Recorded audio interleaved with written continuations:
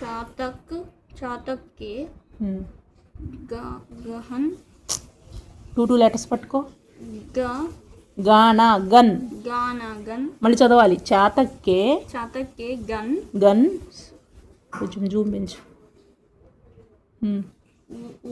उड़ते very good.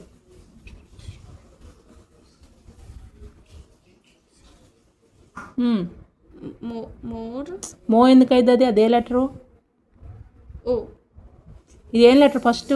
సాకి. सा సాకి ఏ మాత్ర ఇచ్చారు?